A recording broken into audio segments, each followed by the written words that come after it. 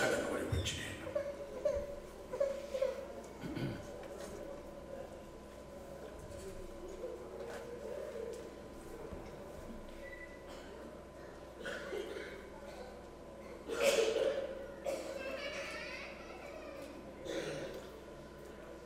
fedhii fi jaalala nu keessatti uumtee gooftaa gara sagalee kee darbinee sagalee keessa bara baraatti nu waamteetta galanni ulfinni siif haa ta'u. Egaa akkuma nu waamte akkuma iddoo kanatti nu sassaabde sagalee keessa jireenyaa gara jireenya tokko keenya akka fiddu akka nu gorsitu ayyaana keessa sagalee kee wajjiniin akka nuuf ergitu akka nuuf dhangalaastu akka fedha keef jaalala keetti nu jiraachisuu kan danda'u hafuura kee akka nuuf kennitu maqaa gooftaatiin si kadhanna. Hin dhageenyaa dubbadhu maqaa Yesuus Kiristoosiin. Ameen. Attam jirtu nagaan Waaqayyo isiniif haa baay'atu. Torban darbee kutaan sila kunis kee Dassaaleny iddoo kanatti beessa godhisiisuni torban darbee kutaa wajjiniin wal ilaala sarara isatti aana jechuu kooti. Akka yaadattanii waa'ee Dorqaas dhageenye Taabittaa afaan Giriikiitiin Dorqaas jedha hiikni isaa immoo Qurupheedhaa jedha nama kurfisiisamatti. Garuu dubartiin sun seena qabeessa achi keessatti akkuma dhageenye seenaa sanaa wayyaan qabneef harka isheetiin hojjettee uffachiisti turtee jedha iddoon sun. Egaa isheetu du'e isheen duunaan magaalaa Yoophee jedhamu keessa jirtu waan ta'eef Phexros iddoo sanarraa lafa fagoomiin kan jiraatu kanaaf Phexrositti erganii obboleettiin keenya akkas nu gargaartu nama jaallattu teetti kanaaf kottu jedhan. Phexrosis dafeema dhufee seenaa isaa gabaabsuuf kadhateef jireenyatti deebite. Egaa isa kadhatanii maaloo takka nu bira bubbulii jennaaniin achuma bulee achuma ture guyyaa baay'ee ture. Nama gogaa bubuqqee buufate keessummaa jedha. Kutaan inni har'aa kanatti aanadha. Mana gogaa mana sana Simoon jedhama namichi sunis mana sana taa'ee waan ta'e dubbata. Achitti utuman kadhadhaa jiru mul'atatu gara koo dhufee jedha. Mul'atti sun immoo jireenya isaa attamitti akka geeddare jireenya ofii isaatii duwwaa kun ta'e namoota isaa wajjin tajaajilan warra amanan Yihuudootas akka inni itti geeddare dubbata. Mul'anni sun jireenya Phexros baay'ee geeddareera. Mul'ata haaraadha. Garuu mul'ata sana booddee morkii cimaa gaaffii guddaatu uumame. Magaalaa Yerusaalem tajaajila isaa fixee Yoopheetti kan jiru hundumaa yeroo magaalaa Yerusaalem deemu abdii guddaadhaan waan deeme fakkaata. Garuu mormiitu isa mudate. Gaaffii guddaa. Ati warra nan qabatanii wajjiniin saba Waaqayyoo kan hin taane wajjiniin Yihuudoota kan hin taane wajjiniin lixxee nyaatteettaa lallabdeettaa barsiisteettaa attamitti kana gootaa kan jirutu dhufe. Boqonnaa 11 har'aa kana dubbata gaafa waa'ee isaa dubbatanii sila Dassaaleny dubbisee ilaamee jedhee jalqaba. Waan eegamin wantichi galataan waan isa simatan isatti fakkaachuu danda'a iddoo kanatti dubbatamne. Waan baay'ee hojjete nama du'aa kaaseera wangeela warra namoota fagoo namoota warra Roomaatti dubbateera namoonni itti lallabe sun namoota Waaqayyoon turre. Humna guddaadhaan waan deeme fakkaata garuu mormiitu isa mudate. Gaaffii attamitti dhageenyeerra waa'ee waan ati goote. Phexros waan inni deebise ilaala ilaamee jedhee jalqaba. Isaan mormine isaaniif falmine waan guddaa gad buuseen dubbanne seenaa dubbata. Seenaa isaa waan Waaqayyoo jireenya isaa keessatti godhe dubbachuudhaan isaan amansiisa. Seenaa keessan dubbachuun baay'ee gargaara. Falmii keessa turte. Ilaa Waaqayyoo jireenya koo keessatti kan hojjeteera. Kanaan hin beekan Waaqayyoo jettanii seenaa keessan dubbachuun hojii baay'ee hojjeta. Phexros iddoo kanarratti kan dubbate. Falmii guddaadha. Warri Yerusaalem jiran obboloonni isaa namoota guddaadha. Akka isaan hordoftoota Yesuus kan turanidha. Akka isaan itti dhufanitti hin deemne gaaffii isaanii gaaffiidhaan deebisne isin eenyu? Anis gooftaa wajjin ture isin immoo eenyu? kana hundumaa bira deemu ilaalmee jedhee seenaa egaa maayinni mul'anni kun mul'ata kana keessa deemee dubbatu garuu baay'ee mul'atichaa dubbata. Kadhataan ture Waaqayyoo biratti. Waaqayyo duran ture mul'atatu dhufe. Baallee wayyaa guddaa karaa afur kan hidhame akka sila dhageenye isa guutuudhaan bineensa adda addaa kan lafarra munyuuqan miila afur kan qaban kan qilleensarra balali'an maaliif gaasoomaaf sagadaan ture natti fakkaata beela'ee ture achumaan akka rafuu ta'e kadhannaa'uma sana keessa. Kanaaf waan kun akka mul'ataan gara isaa dhufa. Yeroo ilaalu wantichi waan nyaatamu achi keessa kan jiran hundumtuu ilaalee rifachuu isaan oolu garuu sagaleetu wajjin dhufe. Sagalee sun maal jedha Phexros kan nyaatu. Aan akka waan xuraa'aa fi ciggisiisaatti ilaalamu nyaadhee afaan koo keessa dhiisin beeku waan ta'eef nyaadhu hin ta'u waa'u. Ammas siyaasa lammaffaa sagaleen sun dhufa. Hin ta'u nyaadhu akkan nyaadheen beeku. Siyaasa akkuma yaadattu Phexrosiin gooftaanii bukkee isaa taa'ee Yohaannis 21 umarratti lafa isaan kula qurxummii qabutti deebi'an achi waamee nyaata ergi isaan afeere booddee Phexros na jaallattaa? Hoolota koo eegi. Phexros na jaallattaa? Amma si'a sadii amma inni saalfatutti amma inni gaddutti amma si duukanatti ilaalaa waanuma sana deebisee fide si'a sadii waan Waaqayyoo qulleessi ati akka xureessitu akka xuraa'aatti si ilaalin jedha si'a sadii dhufe sagalee kun jedha. Akkuma inni kana jedhe booddee waan sun akka fujuruun gara Waaqaatti ol fudhatame jedha. Isa booddee sagalee alaa dhaga'atuma yaadaa turu sammuu isaatiin yaadaa turu waa'ee kana maayinni kun attamitti sagalee kun dhufa. Sagalee maaliiti? Maal godhinaan jechuu isaati. Tuma jedhu alaa immoo namootatu namni Phexros jedhamu Simoon Phexros jedhamu isa gogaa bukkee kan buufate as jiraa jedhanii namoota sadii gaafatan. Akka eeggaddaa Waaqayyoo guyyaa lama booddee nama Qornooliyoos jedhamu magaalaa fagoo karaa guyyaa tokko kan fagaatu Yoopheerraa achittis Waaqayyoo waan tokko godhee ture.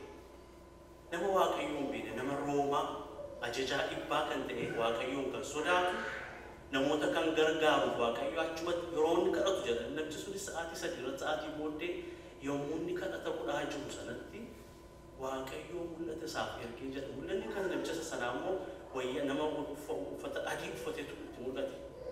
Uffata adii uffatee isatti argame jedha. Yaa Qornooliyoos ati nama Waaqayyoo sodaattu namas kan gargaartu akka ta'e bareera kadhannaan keessa na bira ga'eera. Egaa karaa fayyinaa ilaa sodaan keenya sodaa duwwaa namoota gargaaruu duwwaan karaa fayyinaa min jechuudha. Karaa fayyinaa kan sitti himan kan sitti himuu danda'u nama akkas jedhamu nama Phexros jedhamu Iyyoopheen magaalaa jedhamtu bishaan qarqara mana nama gogaa duubuu bukkee taa'ee waan jiru keessummaa itti ergiti waamsisii kan jedhu kiliir lafanni taa'u maqaan isaa eenyu akka ta'e bishaan qarqara akka jiru GPS cimaadha. Isarraa iyyuu fudhatan ta'a yaadicha deemu. Namoonni sun akkuma isaanitti himame karaa tokko guyyaa tokko deemanii Iyyoophee ga'anii akkuma Phexros yaada sanaan yaadda'aa jiru sanatti Phexros as jiraa jechuutti ka'an. Hafuurri Qulqulluus namoota kana wajjiniin deemuu mamini shakkiin anatu isaanii argee ka'e jedhe. Mul'ata isaaf ergeera amma immoo Hafuurri Qulqulluu isa kaasaa jira. Ana eenyuun barbaaddu Phexros ana isaa dhuftanis hin jedhe. Itti mani Phexros amma yaadda'uu isaan oolu. Namoonni kun lafa isaan dhufan suni lafa namoonni Waaqayyoo beeknee namoota akka iddoo kana irratti dubbatu namoota nan qabatin nama warra Yihuudoota hin ta'in shakkuu isaan oolu. Kanaaf akkuma isaan jedhan isaan simatee halkan sana achi bulanii ganamaan ka'anii karaa jalqaban. Achi yommuu ga'an Qornooliyoos guyyaa tokko booddee karaa guyyaa tokko ammas deeman yeroo ga'an Qornooliyoos hiriyoota isaa michoota isaa maatii aantii isaa hundumaa sassaabee fedha guddaadhaan isaanii eega.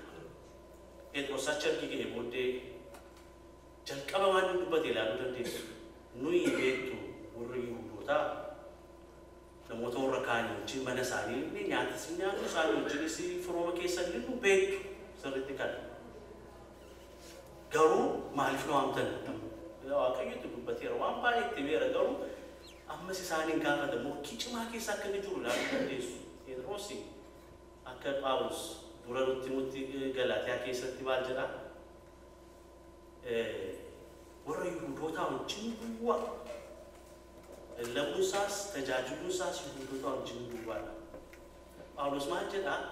Phexros ofii isaa warra Yihuudootaa wajjin duwwaa yeroon argee akka utubaa waldaa nama ilaalamu kana ani isa booddee dhufe gooftaas jabooteen argine inni garuu gooftaa wajjin ture. Garuu wangeelatti kenname sana Yihuudoota duwwaadhaaf gochuusaa yeroon argee utuu sodaatiin akka utubaa waldaatti yoo ilaalame iyyuu itti eekamee jajabinaan jira. Phexros waa'ee kanaan cina amanee fudhatee ture. Wangeelli Yihuudoota duwwaadhaaf jedhee. Amma gaa Waaqayyo karaa cimaa ta'e itti meera. Garuu dafee fudhanne ammas namoota ja'a wajjin fudhatee deemeera. Iddoo sanas ga'ee immoo waa'ee isaa dubbatee Yihuudoota akkasii jedhee maaliif nu waamtan iddoo kanatti? Nama ergaa isaa beekudha Phexros. Garuu maaliif nu waamtan iddoo kanatti ergitanii? Qorneelewoos maalati nama wangeelaa mini? Ergaa argamtee Waaqayyo natti mees ergamini ergaa sana natti hin jenne ammas innis ilaamee jedhee waan Waaqayyo jireenya isaa keessatti godhetti dubbachuutti ka'e. Waaqayyo waan akkasii godhee mul'ata akkasiinatti agarsiise ergi Phexrosii waan iddoo akkasii dhiiraan jedhe kanaaf sitti ergee jedhee dubbata. Phexros yeroo sana gaa eeyyee anis bareera Waaqayyo namoota gargaraa akka inni baase anis hubadheera. Egaa jedhee waa'ee Kiristoos sirriitti dubbate. Garuu manni dubbataa jiru garuu Phexros dubbata kana. Yeroo manni dubbataa jiru garuu Hafuurri Qulqulluu dursee namoota kana gidduu namoota kana tuqee namoonni kunis Hafuura Qulqulluudhaan guutamanii afaan haaraadhaan haasa'utti ka'an Phexros nuu isaan oolle. Warri isaa wajjin deeman namoonni ja'a. Yoopheedhaan namoonni Yihuudii kiristaana kan ta'an amantoota kan ta'an abjuutti fakkaate jedha iddoo kana. Abjuu akka abjuutti ta'e. Waaqayyo namoota kana tuquu danda'a. Yihuudoota ala hafuura isaa kennuu danda'a. Silayyuu shakkaa dhufanii Waaqayyo garuu isaan dinqisiise. Dhugaadhamoo abjuudha ta'e Hafuurri Qulqulluun namoota Yihuudii ta'e irratti bu'uu danda'a. Namoota warra Roomaa kanatti beekaa Phexros. Hafuurri Qulqulluu akkas hojjechuu danda'a isa dursee hojii Hafuura Qulqulluuti. Ani yeroo tokko na dhibaa macaafni kuni hojii ergamootaa qoda jedhamu iyyuu hojii Hafuura Qulqulluutu jedhame wayya. Kan ergamootaa miti Hafuura Qulqulluutu hojjete hojii hundumaa. Isa dursee yommuu hojjetu ilaala mul'ata kennee fi isa kanaa isaatti mul'ata kennee Hafuura Qulqulluu darbee Phexros dura yeroo hojjetu ilaala. Kanatti meeqa? Phexros seenaa kanatti maaliin godha gaadhe laa? Hafuurri Qulqulluutumaan dubbataa jirutu waan afaan koo keessaa yuutuu fixiin isaan tuqee saasaa haaraadhaan dubbataa Waaqayyoof ulfina kennanii kanaaf nan cuube namoota kanaaf. Hafuura Qulqulluu ergee dhufee ani immoo cuuphaa bishaanii isaan dhowwachuudhaaf eenyu jedhee ka'ee isaan cuube. Nu bara bulii takka bubbulii nuun jedhannaan jedhanii na qaratanii isaan bara bulee. Kan hojjete Waaqayyo jedheetti. Yeroo seenaa kana dhaga'anii namoonni kun egaa Waaqayyoon karaa warra isa sodaanneefis warra Yihuudiin ta'eefis warra nan qabanneefis karaa fayyinaa qopheesseera jedhaa jedhati. Nama dinqaa. Waan baay'ee dubbachuu barbaadu seenaan kun waan guddaatti dubbata. Daangaa Phexros itti ofii barsee ture sana dallaa sana Waaqayyo karaan itti cabsee ilaala. Har'as wangeelli nutti kenname maal fakkaata nu biratti? Dallaa adda addaatiin of marsinee dallaa kana darbuun dadhabnee jirraa laata? Dallaa maaliitu nu barsee jira? Masaraa akkamiitu nu barsee jira akka darbinee hin deemneef? Yaada namoonni akkuma jalqabaatti waaqayyoo lafa hundumaatiif biyya lafaatiif ibsaa akka taatan isin waameera jedha. Garuu isaan hin hubanne waaqayyoodhaan nuu duwwaa ofii keenyaaf waaqayyo seeras kan kenne Yihuudootaa fi kanaaf waaqayyo isaan tamsaase biyya lafaa hundumaa irratti. Baabiloon iddoo baay'eetti tamsa'an lafa jiran akka isaan sanyii ta'aniif. Diaspora kan jedhaman warra oriijinaali isaan afaan Giriikii diaspora jechuudha. Akros jechuudha. Jechuudha. Pora jechuun spora jechuun immoo sporam jechuun sakaanii jiru. Sanyii jechuudha. Sanyii daangaa ala darbee facaafamu jechuudha. Diaspora jechuudha. Sabooddee namoonni facaafamu hundumtuu maqaa sana fudhachuutti ka'aniiru.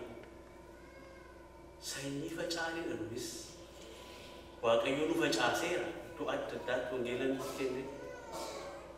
Warri gooftaatti amanan ergi Yesuus Kiristoos gara isaanii dhufee booddeellee waanuma Yihuudummaa sana hin dhiisne ture.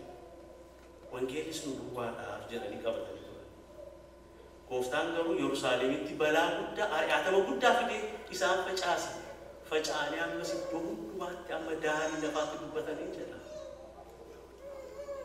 Phexros inni iddoo kana irratti geeddarame boqonnaa 10 irratti waaqayyoo isa geeddarame booddee amma Roomaatti deeme kan inni du'e Roomaatti magaalaa namoota waaqayyoon hin beekinitti. Seenaan waldaa akka dubbatutti Roomaatti du'ee jedha. Maal godhe Phexros akka dubbatamutti macaafa qulqulluu keessa jiru garuu seenaa waldaa keessa jira. Seenaa waldaa kiristaanaa keessatti Phexros ari'atamni Roomaa keessa ture baay'ee cimaa waan tureef Neeroon namoota qabee hidhaa waan tureef ajjeesaas waan tureef magaalaa sana halkaniin dhiisee ba'aa ture. Qarqara magaalaa irratti yeroo inni magaalaa sana dhiisee ba'aa turetti gooftaan immoo magaalaa sana lixa ture akka seenaa sanaatti. Phexros eessa deemtaa jedheen gooftaan. Ari'atamutu nutti baay'ateen ajjeesuuf na barbaadu kanaaf dhiisee deemaan jiraa jedhe. Akka seenaa sanaatti gooftaan ati dhiistee deemte taanaan ammuunan deemaa hojii wangeelaatti fufaa deebiis nan du'aa jedhe. Phexros yeroo sana gooftaatu lammaffaan fannifamtu deebi'ee hojii hojjedhaa jedhee deebi'ee magaalaa sanatti hojii wangeelaa hojjechuutti ka'ee hin qabamee fannisuuf yeroo jedhan akkas jedhe. Ani akka gooftaa kootti fannifamu hin ulfinaanaaf gaggala gashaana fannisaa. Kanaaf akka seenaa waldaatti Phexros magaalaa Roomaa keessatti gaggala gashamee fannifamee jedhama. Jireenyi isaa geeddaruus iddoo kanarratti ta'e namoota wangeelli Yihuudii duwwaadhaaf jedhee nama amanaa ture kanatu amma lubbuu isaa kennutti namoota alaatiif geeddarame. Wangeelli nutti kenname kun nu duwwaadhaaf seenaa biyya keenyaa beektu. Babal'inni wangeelaa biyya keenya keessaa seenaa saba kana wajjin wal qabatee akka jiru beektu. Seenaa abbootii keessanii dubbistan wangeelaan ergiin warri namoonni wangeela fidan biyya keenyaa ergi isaan ga'an booddee ifa wangeelaa sana qabatanii miillaan yeroo teekinooloojiin konkolaataan hin jirrellee deemanii wangeelaa ka'anii biyya keessa jiraataa ture hundumaa gara achiitti dhufe karaa saba kanaa. Namni Kraft jedhamu beektu seenaa namicha sanaa nama Jarmaniiti. Wangeela namoota kana gidduutti hojjechuu barbaadee hin dandeenye ture argee garuu akkaataan isin gurmeessan akkaataa isaatti jiraatan argee sabbi kun dhuguma wangeelaan itti qaqqabame sabbi kun Afrikaa hundumaa kan ga'udha jedhee dubbate. Sabbi kun dhugaadha saba baay'ee ga'eera biyya keessaa. Amma dabareen nu bara ga'eera simbiroo maal fakkaata? Daangaa adda addaatiin, dallaa adda addaatiin, marsaa adda addaatiin of daangeessinee teenyeerra moo akka sanyii faca'eetti waaqayyoo lafa nu fide hundumaatti hojii wangeelaa kan hojjechuudhaaf qophoofneera akka Phexros. Waan hundumaan ta'a wangeelaaf jedheera Phaawulos. Dallaa maaliitu nu marsee jira laata? Ayyaana isaaf araara isaatu na marsa jedha. Faarfannaan ganama isaan nu faarfatan. Numarsuu kan danda'u isa duwwaadha. Dallaan gabraan ta'u, dallaan seeraa, dallaan aadaa, dallaan wanti xinnoo wangeelaaf taanaan dallaan kun hundumtuu dabafamu sarara jira. wangeela gooftaa akkasin geenyeef kan isin marsu maali? Kan isin daangesse maali? Kan na daangesse maali? Ni lammaffaan lallaba qoraawwachuu godhura. Seenaan keessa maaliin akka Phexros kan dubbachuudhaaf yeroo qoftan yeroo namoonni isin morman ilaamee jettanii waan dubbatan qabu. Waa'ee abdii isin qabaattanii kan isin morman kan isin gaafatan akkuma Phexros gaafatame baay'eetu jira. Amantii keenya kan mormu, kan xinneessu, kan salphisuu barbaadu waan baay'ee jira.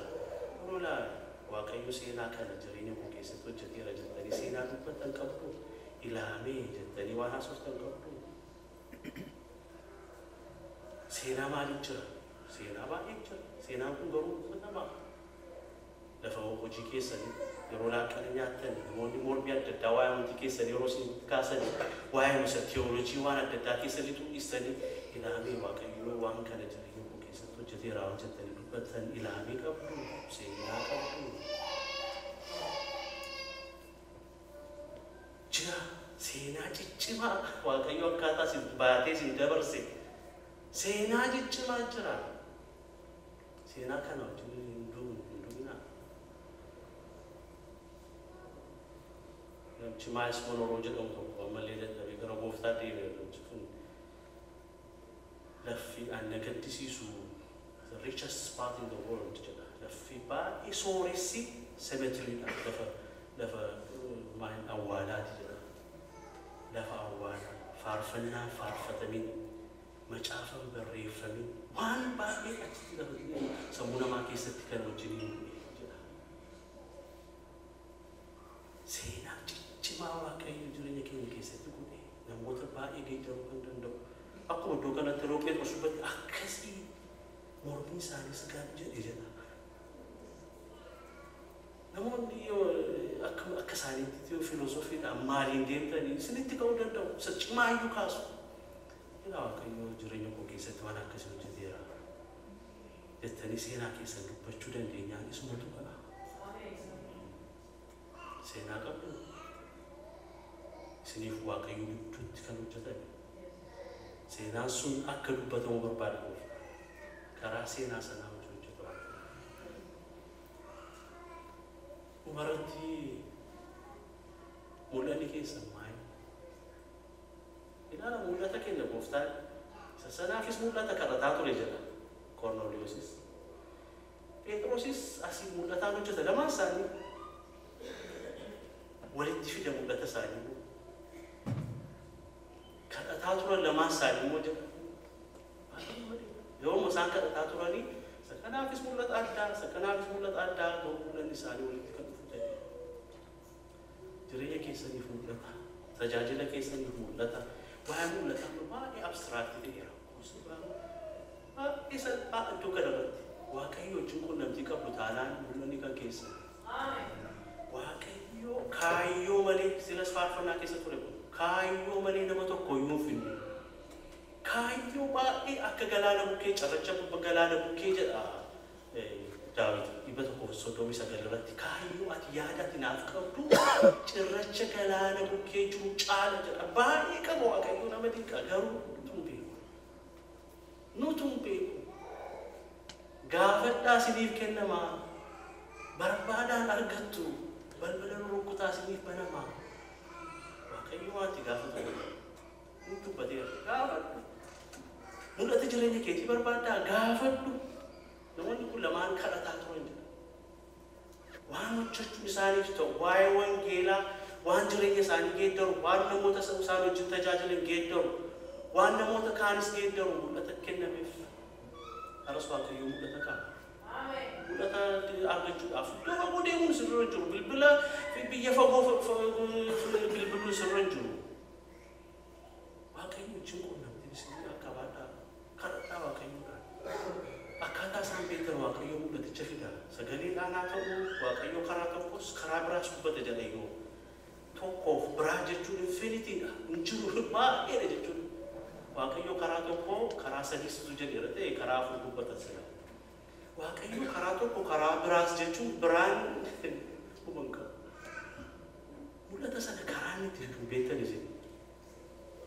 karaa addaa sagalee xinnoodhaan laphee keessa sunitti dubbatiniyyuu karaa isin mijeessuudhaan isinitti dubbachuu danda'a. Garuu quunnamtii qabdu Waaqayyoo wajjin mul'ata qabdu. Akkasumatti ijoon ja'a jiraachuu nurra jiru mul'ata. Maaliif na uume Waaqayyoo? Maaliif na barbaadda? Maal hojjechuu barbaadda jireenya koo kana keessatti? Jireenya gabaabaa xinnoo muraasa kana keessatti maal hojjettee akka darbu barbaadda? Barri keenya muraasa. Yeroo gaabbii keessa darbuu nurra jiru age of regret. Namni tun gaabba jiru. Namni guddaanis xinnoonnis gara booddanaa irratti jireenya koo keessatti kan hojjedheera ta'ee jedha. Kan hin gaabbine Phaawulos fiigicha fiigeera, amantii eegeera, wallaansoo sanas raawwadheera, amma ulfina bara baraan eegaa jedheera. Hin gaabbine. Du'uun anaaf to die is gain jedhamni anaaf du'uun illee maal faayidaadha. Warri kaan garuu gaddu. Saayikooloojikal walitti makana yeroo baay'ee dhageessaniitu sunis. Gaabbuun barbaaddan taanaan mul'anni keessan maayina. Mul'ata kana immoo Waaqayyo isiniif kennuudhaaf fedha isaati, jaalala isaati. Akka Phexrosiif, akka Qorneeliyoosiif kennetti har'as nuuf kennuu danda'a. Mul'ata jireenyaa, mul'ata tajaajilaa, mul'ata waldaa, mul'ata maatii keenyaatiif. Galanni isaa haa ta'u. Waaqayyo haa gargaaru. Hin kadhannaa.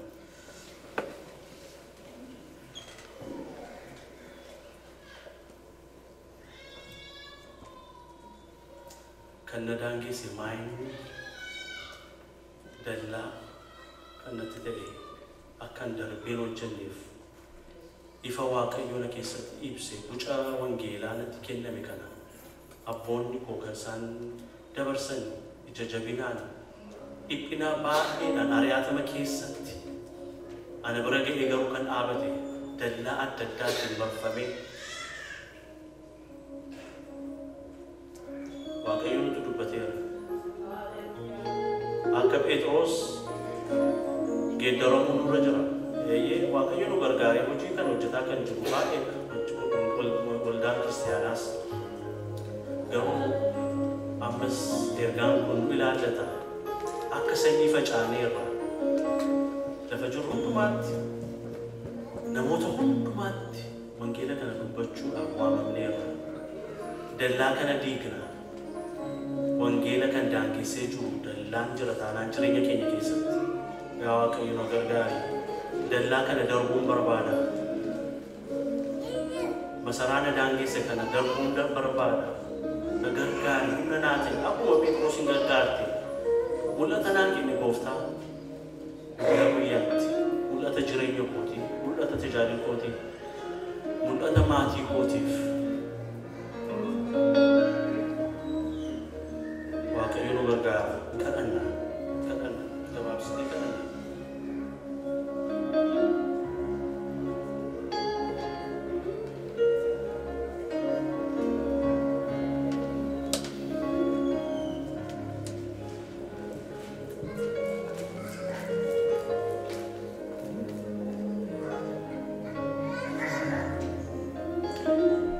Yaa Waaqayyo tokko keenya akeekaan nu uumte.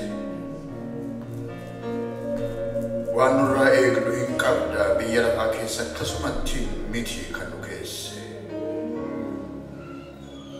Soogidda isinii, ibsaadha isinii, biyya lafaa keessatti nu jette maqaa nu laatte.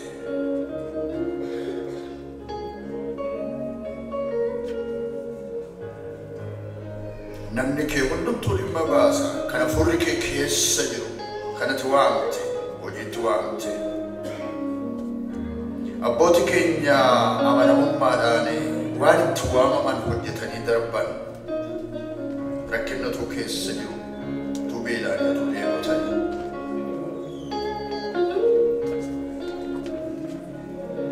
Macaafa qulqulluun isa kana bal'aatti nutti odeessa. Macaafa qulqulluu asitti sabboota keenya beenna kan wangeela nu biraan ga'an dadhabanii, rakkatanii, hidhamanii, reebamanii, fira dhabanii, ollaa dhabanii, kan isaanii immoo lafa fagoo irraati adeemanii dhufanii saba keenya iyyaafatanii wangeela jireenyaa nu biraan ga'anii Araya Waaqayyoon maala kan daangessaa jiru si duwwaatu beeka. Waan darbu waan biyya lafaa tarii baay'ee odeessina ta'a. Sabii kanaa sabii akkasii kan jedhu. Nu daangessuu kan danda'u raawwatee hin jiru. Maqaa Yesuus Kiristoosiin tokko tokko keenya nu gargaari. Iddootti nu waamte dhaabachuu akka dandeenyu, lafatti nu ergite dhaquu akka dandeenyu, daarii darbuu akka dandeenyu, wangeelaaf jennee, sagalee jireenyaaf jennee, ofii keenya jireenya keenya akka kenninu nu gargaari. Sabni Israa'el kan keenya duwwaadha. Ana duwwaa jaallata Waaqayyo. Ana duwwaa barbaada. Warra kaan hin barbaadu jedhee karaa baay'ee isaan tuffate isaan ciigga'ee irraa adda obbaaseera. Kanarraa kan ka'e wangeelichi nu bira ga'e nutti darbe galanni siif haa ta'u. Nus immoo yaa Waaqayyo isa nu bira ga'e kana dabarsuu akka dandeenyu nu gargaari. Ittiin jiraachuu akka dandeenyus nu gargaari. Maqaa Yesuus Kiristoos hundumaa danda'uuti. Ameen. Dubartiin keessaa Waaqayyo si haa eebbisu ittiin jennaan. Waa fayyaa ta'e gooftaan si haa eebbisu baay'ee fayyaa ta'e Waaqayyo si haa eebbisu ittiin jedha. Gooftaan si haa eebbisu gooftaan si haa eebbisu.